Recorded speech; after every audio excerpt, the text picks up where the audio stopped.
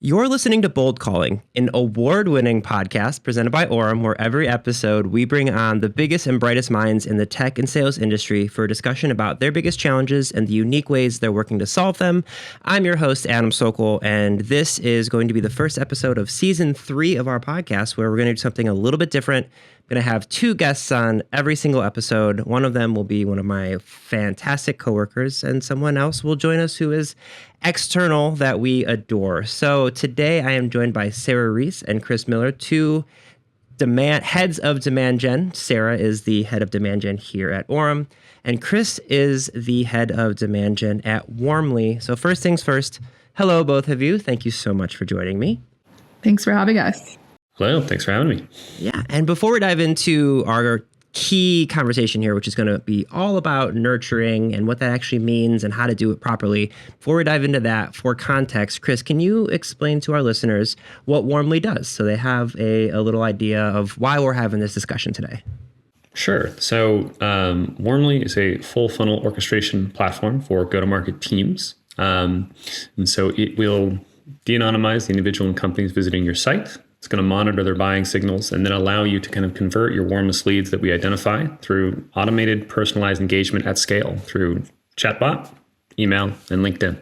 Ooh, that was succinct and well done. That was really good. I like that a lot. So you mentioned, obviously, Warmly is the name of your company. Warm leads is what we're talking about. The way you get warm leads is through nurturing. So before we dive into best practices about nurturing and all these different things, I want to ask you both first, just like, what does nurture mean to you? And Sarah, I will start with you. What is nurturing? Well, I find nurturing to be very triggering, which I feel like is why you put me on this podcast, because I come from a world of marketing nurture where you bring in really low quality leads. Anybody with a pulse, you put them into an overcomplicated email sequence. Maybe you spend a couple $100,000 making it dynamic and insane. And hopefully if they do enough things, you throw them over the fence to sales and say, hey, this person's ready to buy something. And I hate it. So that, I think, is what nurturing means to a certain section of the traditional audience. When I think of nurture today, what we do at Orum, nurturing is more about this like holistic, comprehensive way of surrounding qualified people within your ICP with a message that resonates with them, and working in partnership with sales to trigger the right conversation at the right time through the right platform. Chris, what do you think about that as a definition?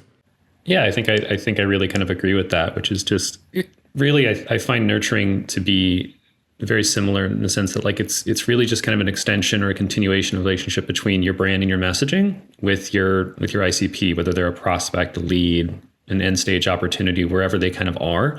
Nurturing is just sort of an extension of the messaging and the things that they really need to see in order to make that final decision, which you ideally want to be obviously a customer. Uh-huh. Yeah, and this is very much an open discussion, obviously, and I want to kind of keep it that way. But I will say when we're talking about the, like, Sarah, at the worst version of this is just like chucking people into a list.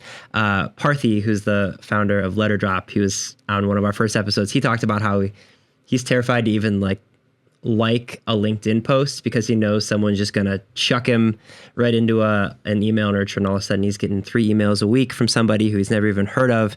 And, that's obviously the bad example of this, but at its best, Chris, as you said, it's relationship building. It's creating a reason to trust and believe in a brand so that when they're ready to actively engage, they know who you are. But I have a few what feels like simple questions, but they really aren't. And then this next one, and Chris, you can kind of start, is like, why do you think nurturing matters? Like, why is it actually a thing that people should care about? Yeah, I think nurturing is, I think, another one of the things I think that marketing does a lot is come up with fancy terms for things that are just good marketing.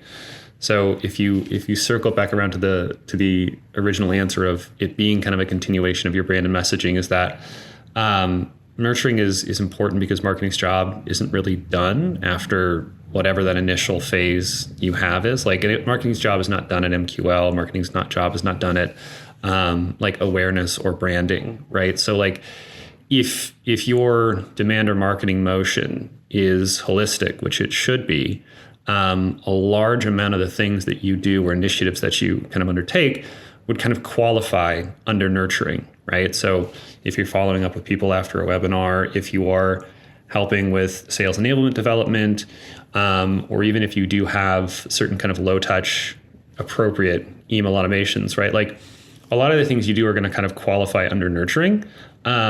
So I've found in my career, it's best to do good marketing as opposed to bad marketing. So like if you care about these things, right, good nurturing is just good marketing. Provocative. It's better to do good marketing than bad marketing. I like that's very, very risque. I like it. It's my first hot take of the episode. That's beautiful. Yeah.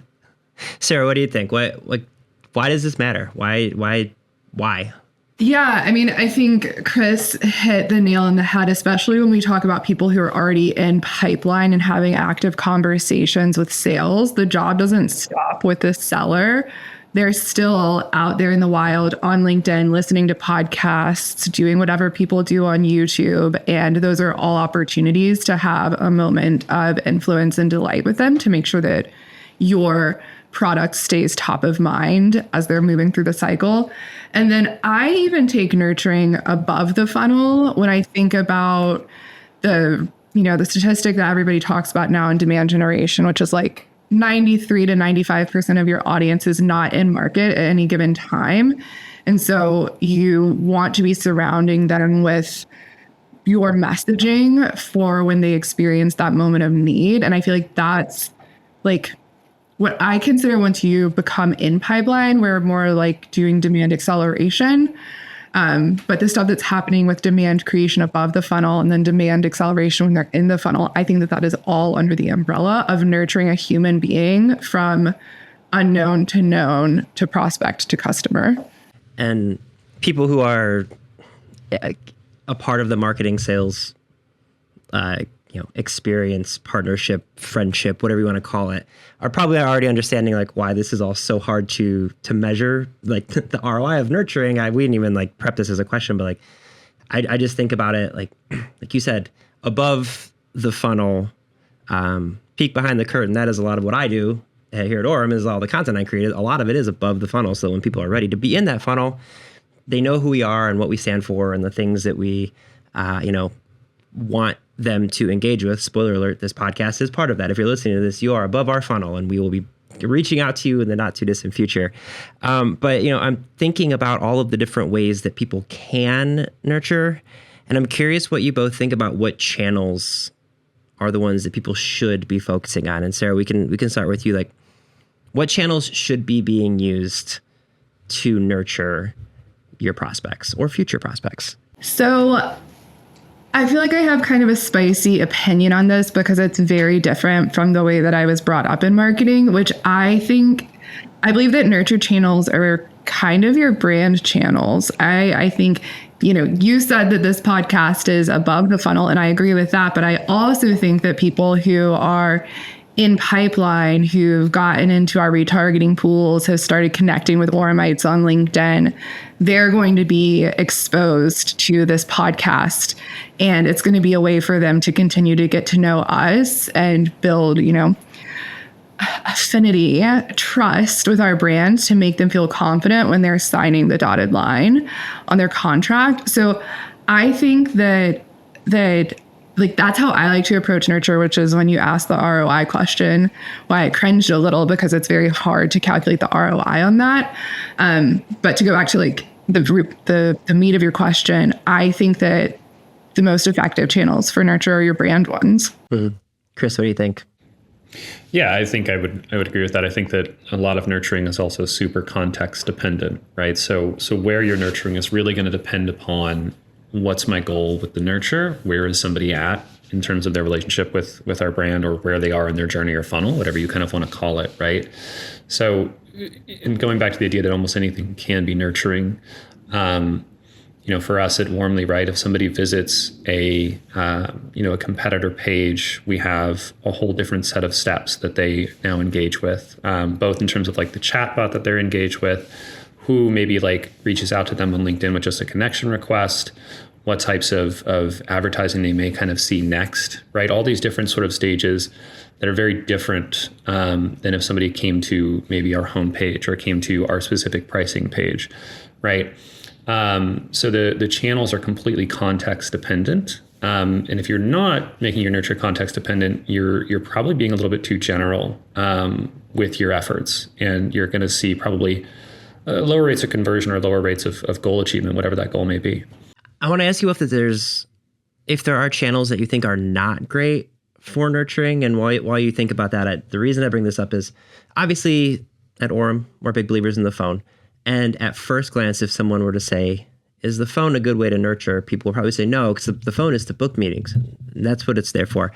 But the reason I bring this up is there's this belief from a calling standpoint that like positive outcomes are just as important as booking a meeting. And a positive outcome of a phone call could be you gained more information, you got a new contact, you understood who the buyer is.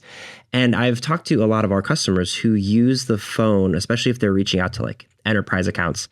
They use the phone as a way to build the relationship and say, not trying to book a meeting, we're hosting this executive dinner, or we have this webinar, or here's this piece of content that I know you as a DevOps manager would really, really appreciate. I just wanted to send that over to you. And they kind of build the relationship by getting these positive moments. And so to me, I think it's a really great way to nurture. But I also appreciate people who are like, no, we have to just be making phone calls to book these meetings. But I do want to know from you guys, like, are there channels you think people should not be nurturing through? Yeah, I mean, it's an echo of my early answer, but I mean, again, it is context dependent. Again, like if there is no really bad marketing channel, which means there's no bad nurturing channel. It's more just about like how it's used and where it's appropriate. Should you be putting somebody who you met at an event for 10 seconds into like a 3-call, 10 email nurturing sequence? Probably not, right? But like, if you've got an enterprise account where you're going to have a ton of discussions anyway, like a human-to-human nurture sequence is completely appropriate, where you need to continue to have conversations over and over again. So if there's no bad marketing channel, just which one's effective, it's the same thing with your nurturing channels. Yeah, and I tend to agree with exactly what Chris said, immediately as I'm trying to think through, because obviously I sit on a side of very much that's like brand is demand and all of that is nurture. I would say you have to think about efficiency. So if I'm thinking about a bad nurturing channel, I'm going to use the word bad to mean inefficient. So a Super Bowl ad, very inefficient way to nurture your database. One touch, millions of dollars. That's not it. A blimp comes to mind too. But I think the tactics that Chris described really help drive home that idea that it is very contextual, what tactic, what message, the segment, the personas you're talking to, they all need to be nurtured in their own special way. Just to put a bow on it so people understand. People think Orum is a very large company. We are not purchase Super Bowl ad large yet. So just, frame in context, not to give away the sauce about our ARR. I want to ask you both, because you both sit at the kind of the seat that really is the cross section of marketing and sales and understanding how these two teams can and should interact. If people are familiar with Orum, they're probably familiar with a entire massive event that Sarah helped co-imagine, all about the dumpster fire relationship that is marketing and sales. And so thinking about that, I want to ask you both in terms of nurturing how that relationship should work, because there's sales sequences where your sales reps, your SDRs, your frontline are doing all sorts of different messaging themselves. And then there's marketing newsletters and all these different things. So I would love to first hear, how do you ensure, as that demand gen head, the person who's kind of that linchpin between these two teams, how do you ensure you're not overdoing it and sort of burning out these prospects? And Sarah, we'll start with you on this one. Well, you'll just never hear me use the word nurture in general when I'm describing these tactics to the sellers. at all. And oftentimes to leadership, because I do think that leadership tends to think of nurture as like this multi-step email. Maybe we get a little multi-channel activation, and I don't want our tactics to be pigeonholed and like segmented out to be just a nurture thing. So much so that when we were doing our FY25 planning, a little, inside Orum baseball, we were doing our FY25 planning, and the question was brought to me again, as it's been brought to me for the past 3 planning cycles. Sarah, is it time for email nurture?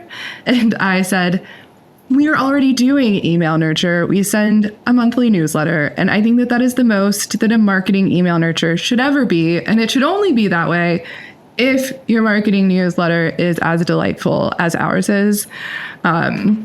Newsletters for newsletters' sake are disgusting, and I don't promote those. Feel free to edit that out if you want to. No, I'm good. No, for people who watch the video version of this, I am laughing because I am the person who brought it up to Sarah, and I also am the person who writes our marketing newsletter. So it's funny on both accounts for me. So no, I'm keeping all this in. I am the one who told you, hey, Adam, what do you think about doing a newsletter? And in the background, I'm like, I can't believe I just said those words out loud. But just like my psychiatrist is the only person that I would allow to mess with my brain chemistry, Adam is the only content marketer that I would trust to write a newsletter. So, yeah. Well, thank you. I don't talk about it in terms of nurture, but it is really complicated to sell the sales campaigns to the sellers.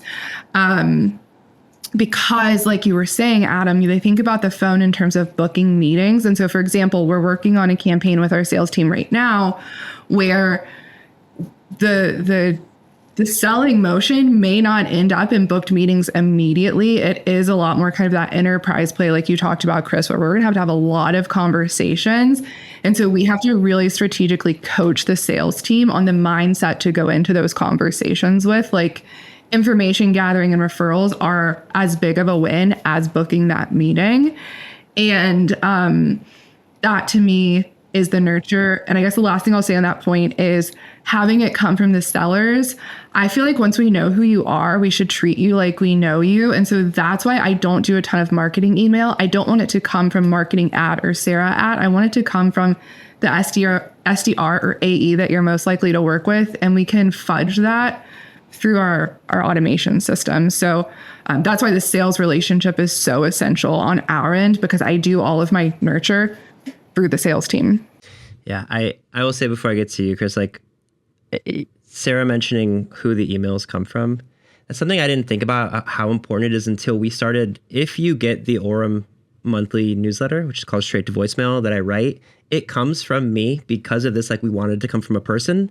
The drawback to that is I can't tell you how many like support questions I get because everyone gets our email. And if they don't know who their CSM is, they'll just be like, Adam, can you help me with this request? And I'll be like, uh-oh. So it is interesting. It's good to have it come from the sales. So I apologize. Chris, I would love to hear your thoughts on the relationship between the two teams and how to make it work properly. Oh, good. I love that story because it is very relatable when you put your name or contact information on something like this, and it immediately is used to jump the queue, so to speak, for any kind of like question or support need that's on your mind. Like, oh, good, I've got a workaround now. Yeah, a couple of things I was wanting to kind of talk about on those sorts of things. I think, yes, the alignment on sales and marketing is crucial, especially if you think about it in terms of like splitting out between even just top of funnel or enablement and bottom of funnel, because what brings somebody into the funnel should be what kind of takes them through it, right? Like you're not going to walk into a store looking to buy pants and then only walk out with a shirt. I mean, that does happen, but like you're usually there for what brought you there, right?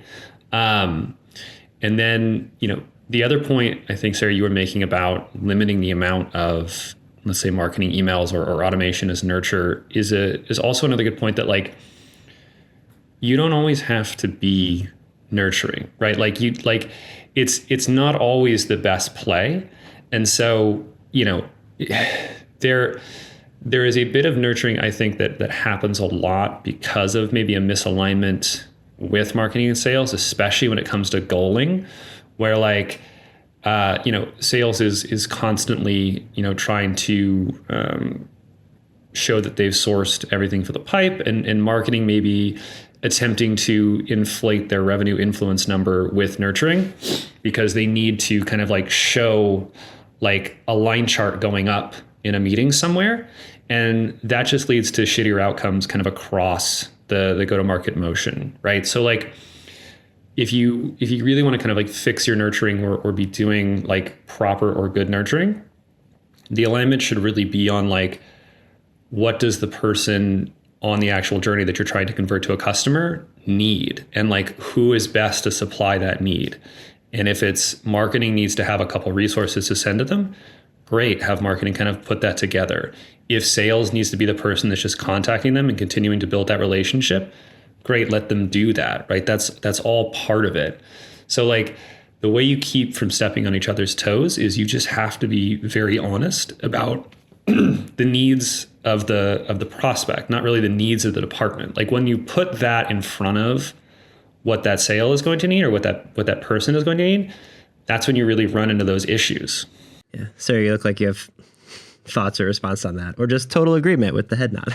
I just love that Chris brought up the metrics because that's something that I can easily forget from my seat at Orum because we are so lucky to have a sales team that believes in the type of demand generation that we do and that has worked so well. And so we don't find ourselves in the metrics conflict. Sure, I own a revenue number. Sure, I own a pipeline number. But at the end of the day, we as a company own a revenue number and we're all aligned from a revenue leadership perspective that we work as a team to get there. And so we don't find ourselves in credit battles such that exactly what Chris said, if I owned a crazy sourced number, I'm just going to throw a ton of activities at these people and game the system, but it's not going to result in revenue outcomes. And so I focus on like efficiency rates, like the efficiency of the tactic. And if I can do less marketing with more overall revenue for the company, that sounds fabulous to me. So yeah, I'm really glad that Chris brought that perspective up because I know a lot of people aren't in the luxurious position that we're in at Orum to not have to face those battles. Yeah, I want to ask, like, you guys have been talking about alignment, and it's something at the risk of like going into a much larger conversation, but tactically from a messaging standpoint, because if you are on the same page with your sales team and understanding who is going to be sending messages, who's going to be conversing, and you know, understanding like, oh, it's the sales team are going to be having their sequence, but at the same time, your marketing team, your brand is doing X, Y, and Z event and dinner and weird thing on LinkedIn, and I'm talking about Orum specifically now, but like, I want to hear from you guys. How do you guys, as the, again, like that linchpin between the two teams, how do you make sure that people are aligned on messaging and kind of keeping that same tone so it's not jarring? And I'm aware that this might be something that's easier for smaller teams because it's easier for them to meet, but like tactically, you know, like Chris, how are you making sure that everyone is on the same page and kind of presenting the same version of Warmly throughout the experience for your prospects? Yeah, I think the place it starts, I think, is kind of a bit of a decision on who owns the messaging and then who, you know, helps execute the messaging, right? I kind of have an idea in my mind that like oftentimes it's me who really owns a lot of the messaging, and then we kind of filter it down from there. But I am fine with kind of giving up certain aspects of that. Maybe sales has a better idea. Maybe even our kind of C-suite has like something that they want to communicate. So sometimes when it comes down to messaging consistency, I'm less concerned about spending all day to find the perfect idea. I'm more concerned with us all agreeing to the same idea. And like sometimes it's actually worth yielding to a different idea if more people are aligned on it. And I think that actually helps with alignment a lot. And then if things don't work out the way that you would think, or there's ways to optimize, there's obviously a conversation to be happen later. But like if you can spend too much time worrying about perfect, and that's going to get in the way of things being done and things being good. And I think that actually has more negative effects than like finding the perfect idea to execute on. So having kind of like assigned owners, and have it be from maybe a singular voice, and then everything kind of, filters down from there. Personally, I try to meet with, our head of revenue, head of sales, asynchronously every day, at least synchronously once a week, right? Sales and marketing should be in constant conversation, even if it's just to chat about ideas or things that have come up or conversations that have been had or things that they're hearing, right? If you're in demand or you're in marketing, you try to stay as close to the customers as possible through customer conversations or, being at events or whatnot, but there's going to be nobody closer to your market than sales. They're always having conversations. That's their whole job. So it's best to kind of augment your own experiences and what you've been learning with people who are actually closing the deals or talking to people every day in your market. So I think you take those ideas and then you're able to kind of formulate that into messaging or an idea that you're going to follow, but it has to come up from the bottom, and then you can kind of like optimize it and filter it back down. I think it's also realistic to understand. This is something like I don't think enough companies think about, and like I don't really think about it all that often either. But like, no single prospect is going to see all of your messages everywhere. Like, you can be so obsessed with your own messages, with your own content, with your own things because it's your job. You spend insert amount of hours you work in SaaS a week here to like get obsessive about this, and it can be kind of like hurtful to even think about like, okay, well, that LinkedIn post that we put out got 12,000 impressions, and that email that we sent to 20,000 people had a 30% open rate, and the call blitz that we reran had a 7% connect rate. So like, let's do the numbers. All these people aren't really going to see all of your messages. So to your guys' point, like, I think it's okay if like you want to have a singular, like you want to all be marching in the same direction, but I think it's okay if it's not 100% like identical. Marketing is just as much a numbers game as sales is in some ways, right? Like, not everything you put out is going to be a hit. You just need to continue to put out things. Well, other than Orum, everything we do is a hit. It's a total blast. Yes, present company excluded, obviously. Sheesh, right? Sheesh. Thanks, Chris.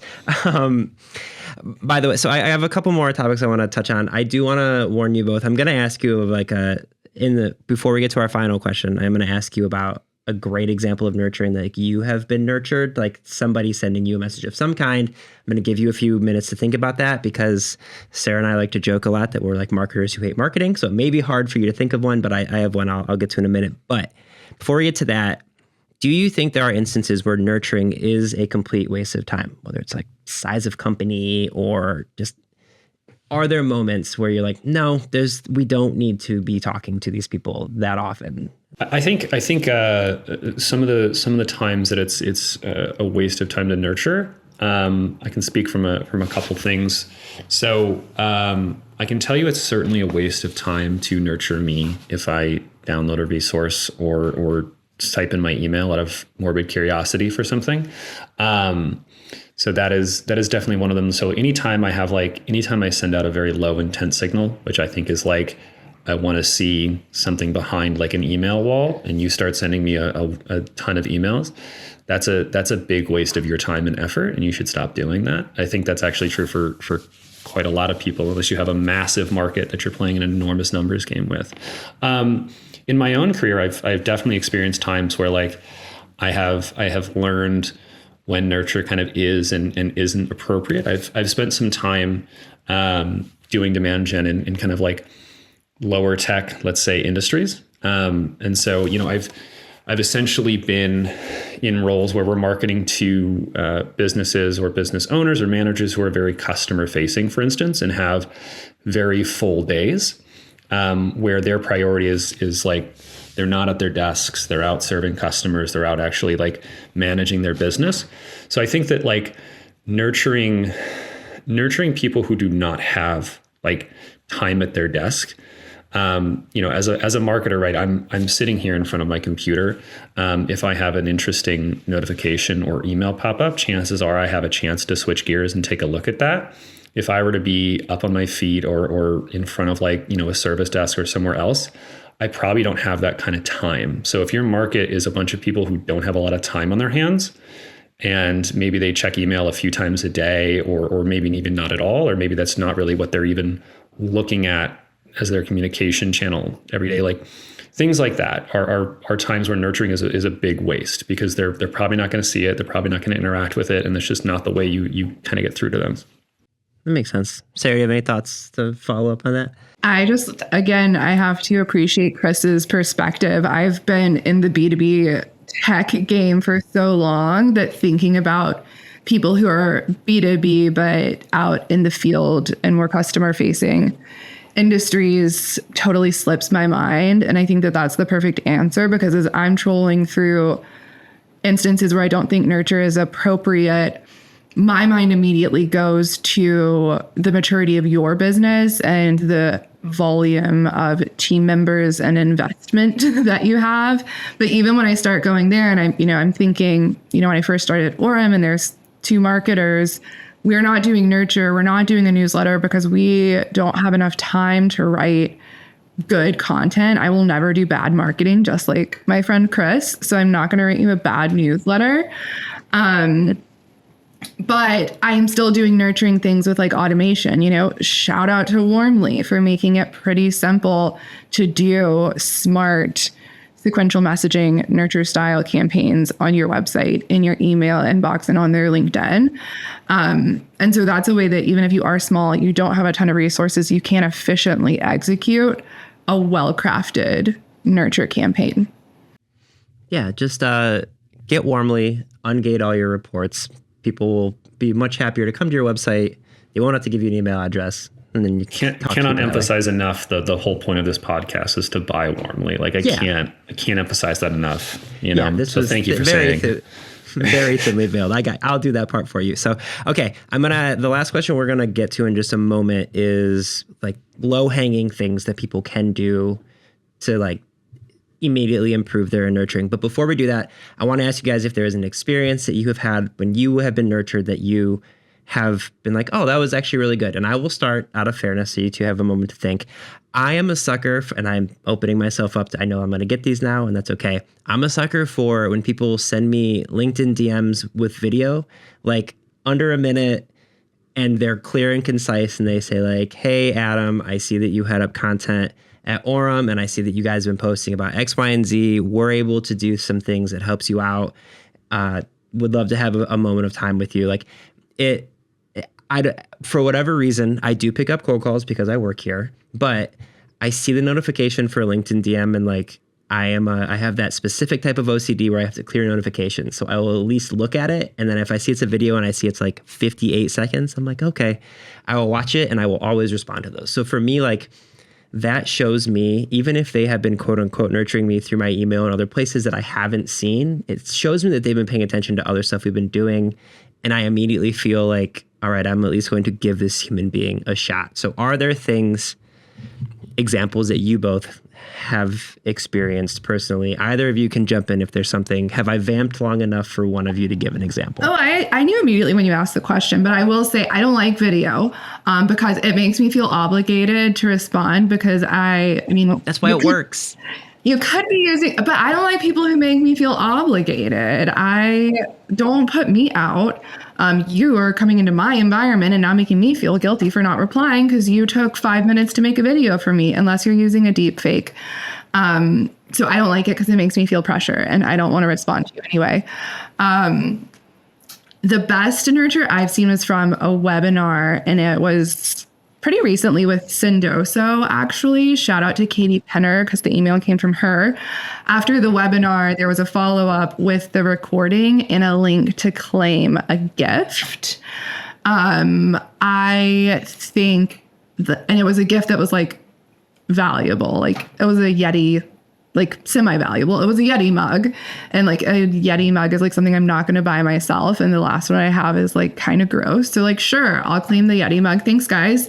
And it just kind of stood out to me because it was more than, here's a recording. Will you have a conversation with me about buying my software? And it's like, no, I'm not going to, but I enjoyed the webinar. Thanks for the recording. And sure, I'll remember you because now I have a Yeti mug. And if I turn it the right way, I can see your logo. So I thought that was clever. Chris, how about you? I think I'm in kind of the same boat where I'm very resistant to any marketing, which is really weird because I should be putting myself in a position to where I'm like very accepting that everything works, but I'm like very resistant to it. I'm like, this is horse shit. This isn't going to work. But it's like, I'm in the same business, so I should be more receptive to it. But I think the things that work on me are probably, which I guess is maybe much more traditional demand creation as opposed to very specific nurturing. But like, if anybody is doing read receipts on emails for me or open tracking on emails, just know that is very like bad information, because I'm just clicking the down arrow in my inbox to clear that big red number that's stressing me out. I'm not reading it. But what does kind of work for me is I think just kind of like sort of constant exposure that sort of piques my curiosity at a certain point. So if I see something where there's a number of people who are on my feed or that I follow on LinkedIn all the time that have like are talking about maybe a specific app. This kind of just recently happened with me with an app that we're kind of like testing out ourselves, where it sort of just got to kind of like a critical mass of people kind of talking about it and the things you could do with it, right?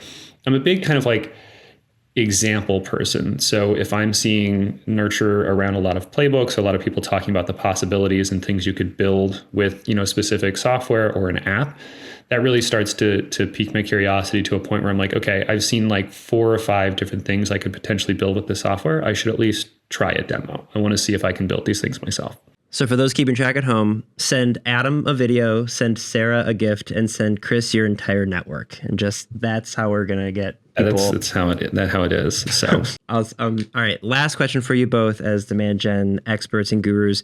What are, 1 or 2 low hanging things people can do right away to start improving their nurturing? And Chris, we will give you the floor first. Yeah, I think the first thing you could probably do is do less. If you've got like, it's no longer 2015. So having, 30 different paths in a nurturing workflow does not equal marketing success, I think. If you've got a ton of different automated emails that are being sent out or different messaging, chances are, especially if you're a small marketing team, if you're a Series A, Series B, maybe even a Series C, depending upon how that marketing department is shaped out, you probably don't have a ton of people that are producing a bunch of stuff. And if you're stretching yourself very thin with a bunch of different nurture emails or other pieces, the chances that it is just not good content that you're putting out, it's not your best work, is very high because you're stretching yourself too thin. So if you really want to improve, simplifying means that you can spend more time crafting more meaningful materials that are going to resonate. That's really kind of the first thing you can do, is just do less so that what you do more of has more of an impact and it's just a higher quality. That makes sense. Sarah, how about you? Simplify was also my intuition, like do less. The other 2 are kind of related ideas. I would recommend looking at your nurture program and seeing which parts of it could come from a person. Is there any opportunity to turn your marketing nurture into a sales outreach sequence, for example? If that's something that makes you feel very uncomfortable, me saying that seems like a pretty good indication that you need to be working more closely with your counterparts in sales. And so what a great opportunity to try that in one small step. And then the final thing I'll say, and this isn't self-serving because of where I work, but I will say push to the phone. We have all been trained to death by our security team about phishing and scary emails and not clicking on links, and LinkedIn's inbox functionality is terrible. And there really is no better way to have a conversation and further your relationship with somebody than to do it over the phone. And there are a lot of tools out there. I know one that I'm a particular fan of called Orum that allows you to do this efficiently through your outreach sequences. And the bonus point for marketers is when you start working with your sales team and you start pushing to the phone, if you're using a tool like Orum, there are others, there's this thing called a sales floor where you can sit on the sales floor with your sales team and you can hear them calling out on the nurture sequence. You can hear them having live conversations with prospects, testing your messaging, using their own messaging. And then you can actually talk to the sales reps in real time to talk about how they think the sequence is going, so that you can go make changes to the emails, to the LinkedIn messaging, to the outreach messaging, or even your website and your marketing campaigns, your warmly flows too, to be responsive in real time and be even more effective. You can't get feedback quicker than you can get it over the phone. I love that. I will put in our show notes Sarah and Chris's LinkedIns, as well as the Warmly LinkedIn and website.